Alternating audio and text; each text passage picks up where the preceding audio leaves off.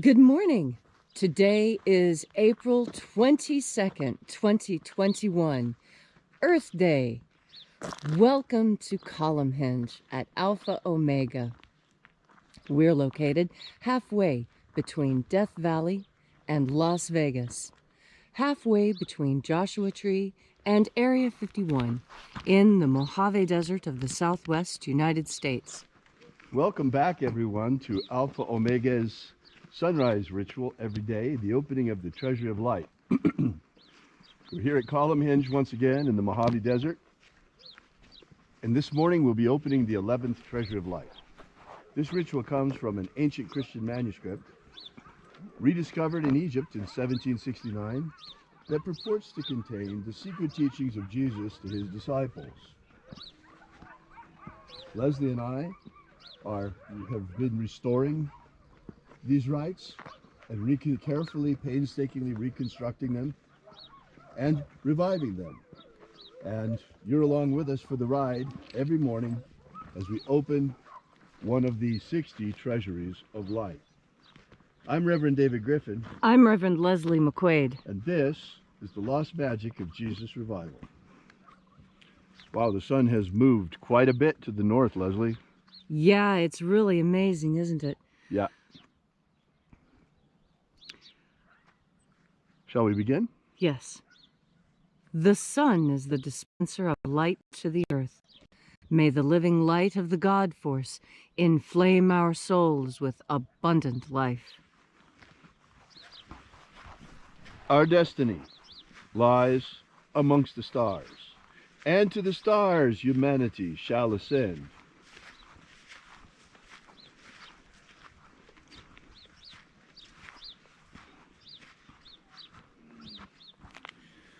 Take a nice deep breath and feel into your body. Breathe deeply. Feel each breath as it moves into you. Move your body into a more comfortable position so that when you push your belly out to breathe in, you can really breathe in as much air as your lungs possibly can. And when you exhale, pull your stomach in so that your air is completely expelled. And as you are breathing deeply and feeling deeply into each and every part of yourself, visualize yourself as the tree of life, however it is you imagine that tree to be, and grow your branches up high into alpha sky. Drive your roots down deep into Omega Earth. I call on you in the east, Alpha.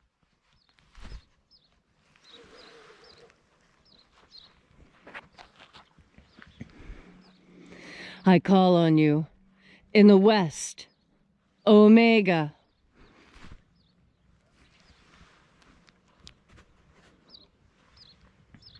I call on you in the north, Alpha.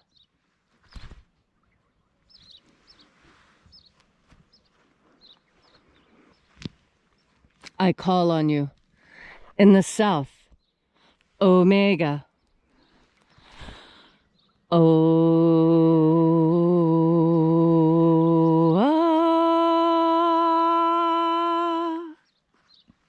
Alpha. At Omega. The beginning. And the end. The path of the age between sunrise. And sunset. And the path of the sun between birth. And death. And the path of life between Alpha. Omega.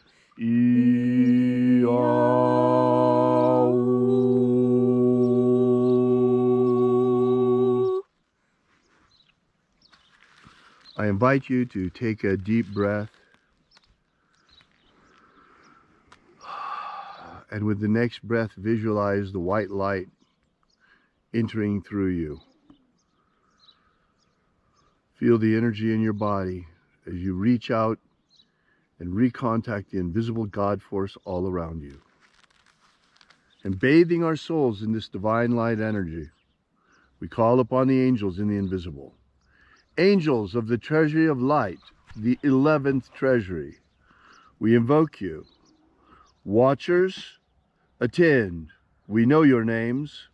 Stand aside and grant us entry into the 11th Treasury of Light. Ozei. Ozei. Aosa. Aosa. Iaea. Iaea. Let the watchers withdraw and let us enter into the 11th Treasury of Light.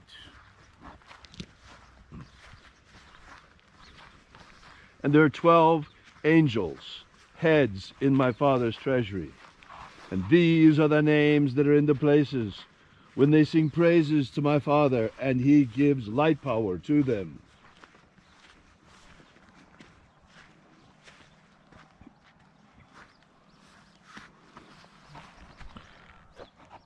Eizeta eya. Eizeta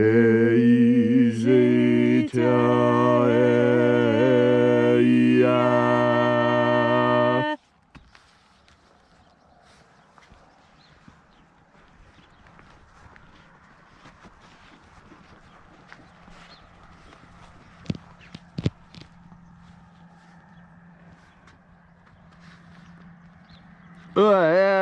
O a e.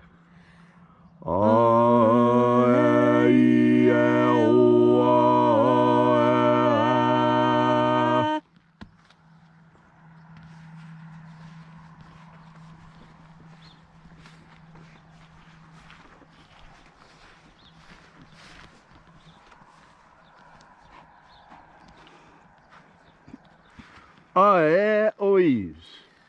Ois.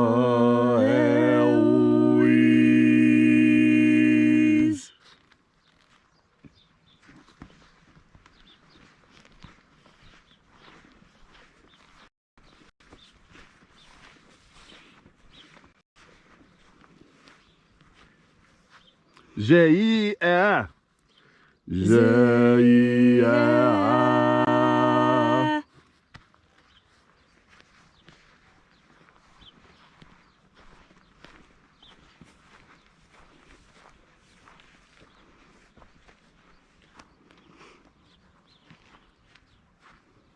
Toyazaz. Toyazaz.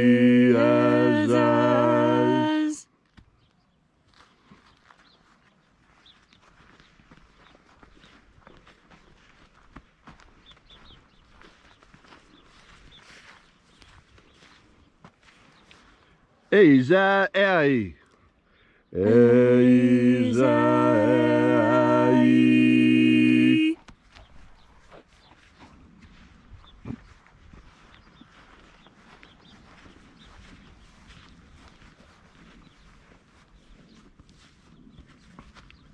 Tezoai.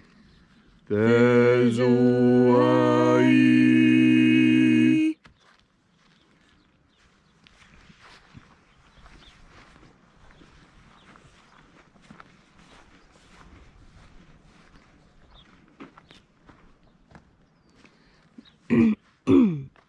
Ia. Tezazeiza. Ia. Tezazeiza.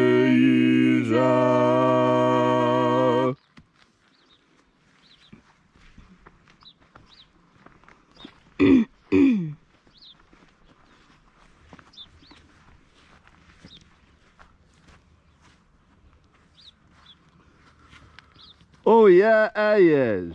Oh yeah, yes.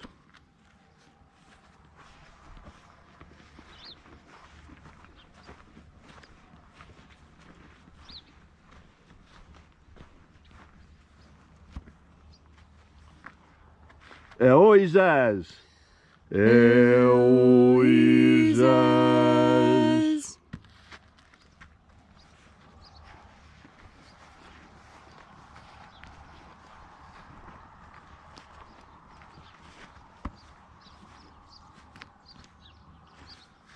Azozoa. Azozoa.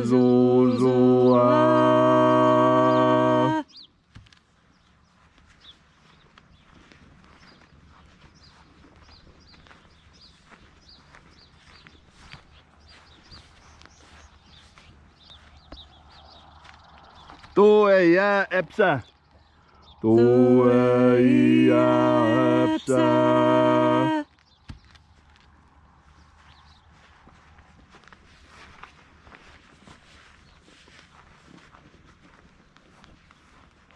And so we completed our journey through the places, invoking each of the 12 mighty angels, head in its proper place and proper rank, until at length we came into the place of the midst, the place of the center, the place of the Father of the Treasury of Light.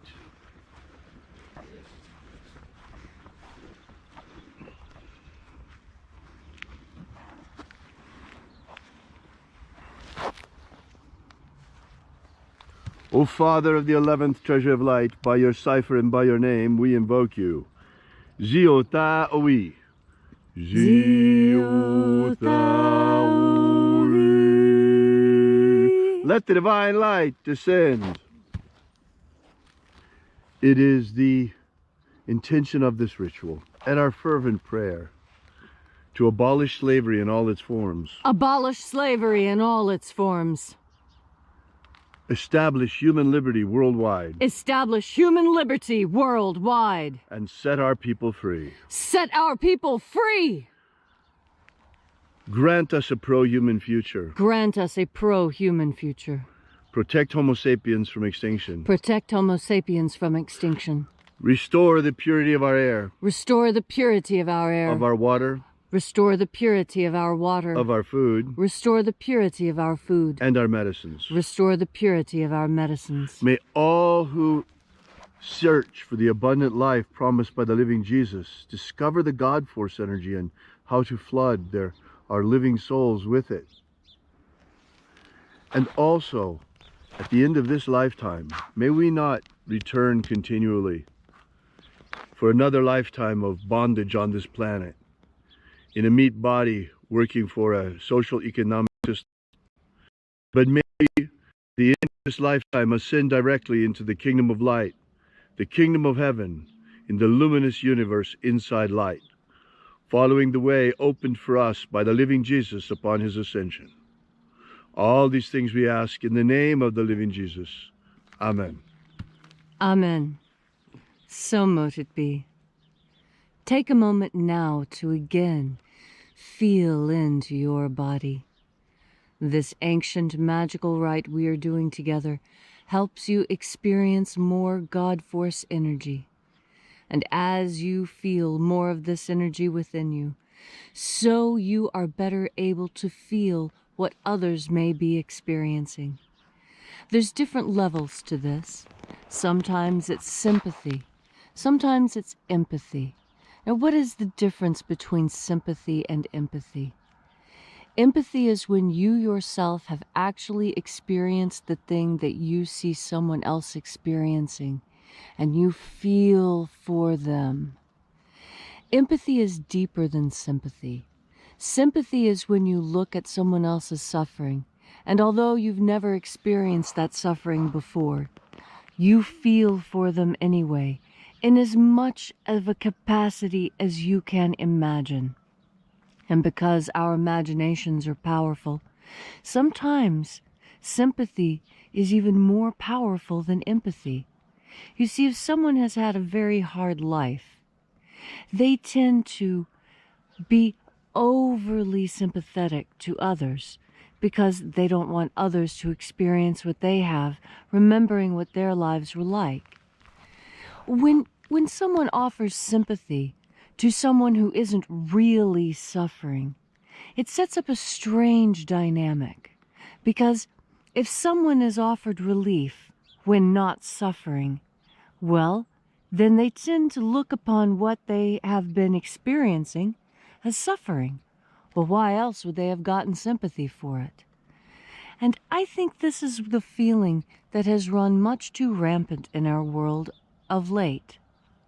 You see, there's a very fine line between helping people and between enabling people.